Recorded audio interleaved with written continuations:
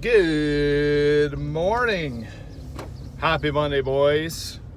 Another week. It's Memorial Day today for those celebrating in the States.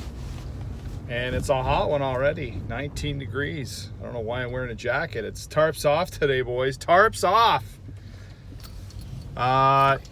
Before we get into what is going to be a very, very busy DWG, I just want to special shout out to the German for hosting on the weekend. It was a great time. A lot of fun had by all. Nobody hurt, and luckily the bear didn't attack too crazy. So it was a lot of fun. It was great times. Hopefully we get a chance to do it again in the near future with the bigger crew like the one we had. But it's Liquid Art Festival in 3 weeks, 20 days. So that's coming up quick. It's gonna be here just before you know it, and I'll get the deets on that shortly for those that are going to Liquid Art Festival. But this is finals week, and before we get into the finals of both the NBA and the NHL, let's tie up some loose ends. The Memorial Cup last night. The Rouyn-Noranda Huskies. The Huskies were ranked number one pretty much the entire season in the CHL. They end up beating Halifax 4-2 and winning their first ever Memorial Cup, so congratulations to them. They were the only team at the Memorial Cup that had never won. The city had never won a Memorial Cup, so that was kind of interesting as well. And Halifax certainly, they just kind of ran out of gas there. Rouyn-Noranda was the better team. They're the ones that beat them in the Q final anyways. The one thing I will say with the CHL, there will be some changes coming in the summer. David Branch is going to be stepping down as the president of the CHL, although he will remain on with the Ontario Hockey League, but they are looking for replacements for CHL. And he will be moving on at some point in time in the OHL. He's been a long time commissioner of the OHL. He's done a great job, but he's nearing retirement. He's in his early 70s, so it's about time he decided to move on, and rightfully so. And then last night in the EHL, the Toronto Marlies lost to the Charlotte Checkers. That's right, the Charlotte Checkers. Double overtime, and that means the Charlotte Checkers are off to the AHL final, where they await the winner of the Chicago Wolves, which is the Vegas affiliate, or the San Diego Gulls, which is the Anaheim. And in case you're wondering, Anaheim coach Dallas Eakins is to be rumored to be the next head coach of the Anaheim Ducks. The Anaheim Ducks currently are the only team in the NHL without a hired coach, because the Ottawa Senators went on Thursday and hired DJ Smith from the Toronto Maple Leafs assistant coaching staff. Toronto moved on with another one of their assistant coaches, and they hired one of the assistant coaches from the Florida Panthers. Of course, the Florida Panthers hired Joel Quenneville, so Joel's going to want to bring in his own guys, and so that's that. Team Canada also lost 3-1 to Finland, a Finland team that was very, very much the Trappist worker kind of grew, and Finland's put quite a string together of world champions and world junior champions over the last couple of years here. They got some good players. Congratulations to them. I really don't put any stock into the world champions simply because it's not best on best. I know it's a huge deal in Europe, but let's be honest, there's probably like maybe 3 guys on Team Canada that would actually have made the Olympic squad if we did best on best. Maybe 3. So, Canada's always bringing their C team or D team, and they're going to the final, so that kind of tells you there. And I think I'm probably more disappointed with the Americans, because the Americans had a lot of players that would be on that team. They had a lot of players, and they fizzled out. I think they finished 5th or 6th, which Canada spanked them 5-2. So, we get on to a best on best. The thing with the Americans is they've been known to flounder and have no heart, or just choke in when the games count. even though they have like what is going to be an incredible roster if they end up going to China. If the NHL goes to China, I would say the USA far and away has the best team, even more so than Canada. And yes, I know that Canada has some, good goalies still, and they've got Connor McDavid and Sidney Crosby, and they got Patrice Bergeron and Sean Couturier. Got a lot of good two-way players, Ryan O'Reilly, all that kind of stuff, but the high-end talent for the Americans, unbelievable. But I would think the Canadians would take a different approach and shut them down. So I guess you could make the argument that Canada would be heavy favorites as well. But Finland, you got to look at Finland now, and Sweden. There's those big five. Anybody can win. So those are all the loose ends that I wanted to tie up before we get into some finals talk. Now, today the finals, the NHL Finals Game 1 starts in Boston. Of course, we've had a long layover. The Boston Bruins haven't played in 11 games, and here is your stat of the day. Stat of the day. Stat of the day. Stat of the day is of the 16 teams that have had 10 days or more rest in the waiting for the NHL final. 13 of the 16 have lost in the Cup final. So anybody that had a break for longer than 10 days, 13 of those 16 teams ended up losing the Stanley Cup final. It's very important to note this. There's going to be rust.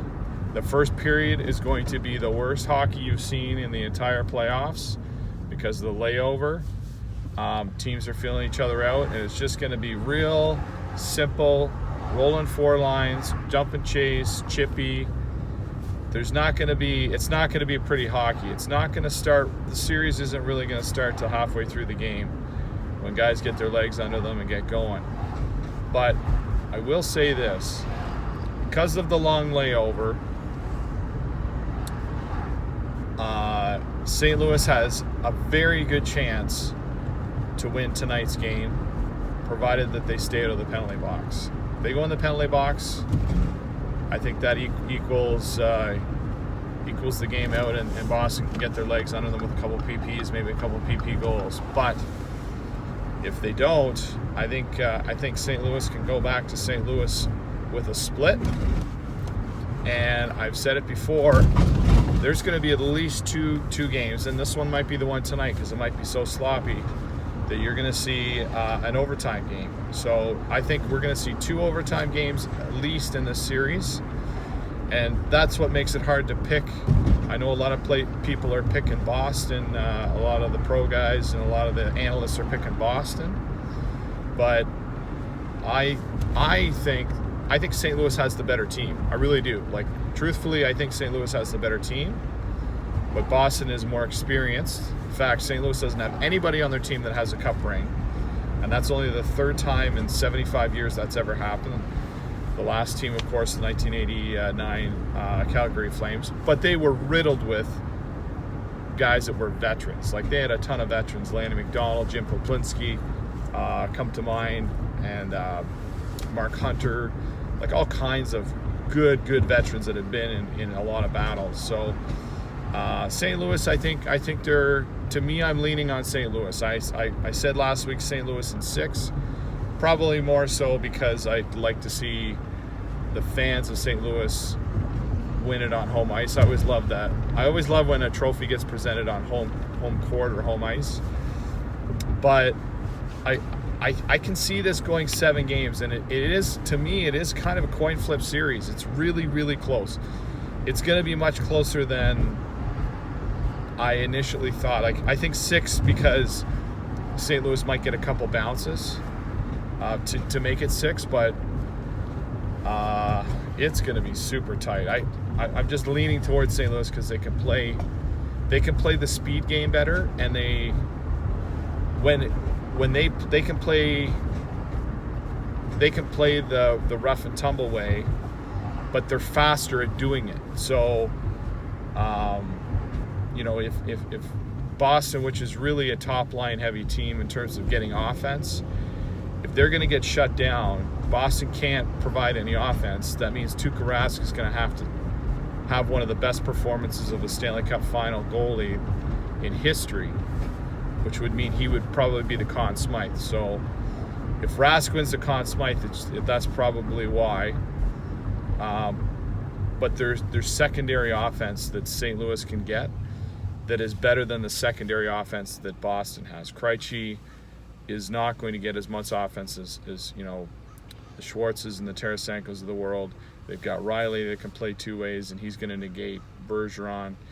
The back end for Boston can shut guys down, but they really only have, they've got Krug and they've got a little bit of McAvoy to play some offense, but those are two little guys that are going to get pounded by St. Louis, and then you got some hard-nosed guys like Schenn, who can play the two-way game, and then you look at the fourth line. The fourth line for St. Louis has Steen, who's got some skill, so he can play it any way you want as well. So it's going to be really interesting. So of course the big news, and I can already feel it.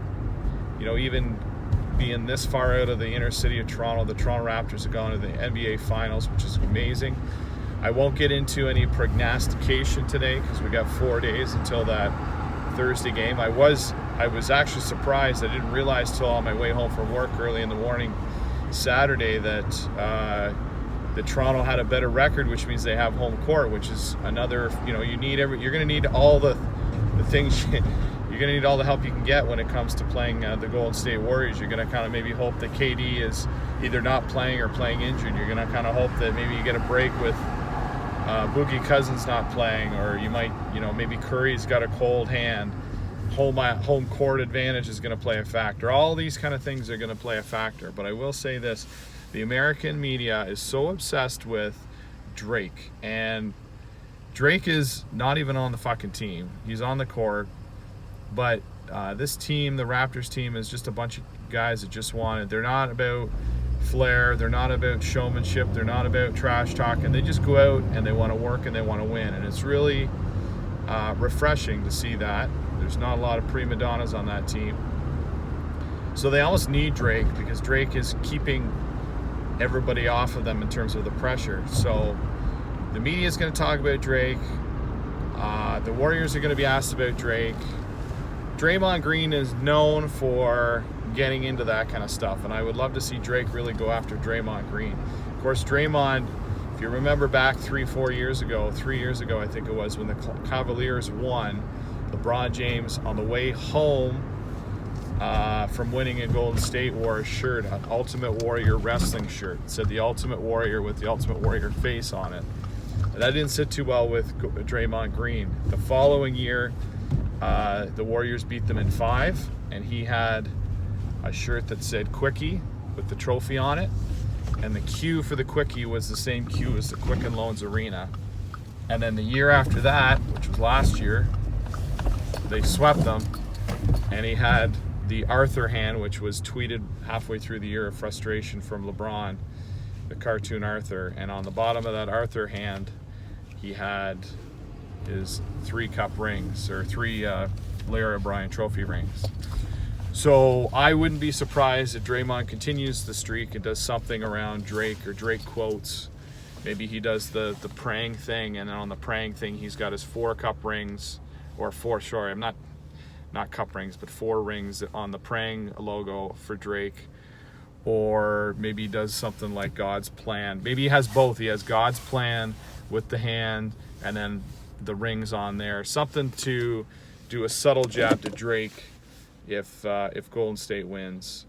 But I'd love to see a Raptors win. So anyways, boys, I got a real busy day today. I hope you have a great day. Exciting week coming up here. Enjoy the Stanley Cup Finals tonight, Memorial Day.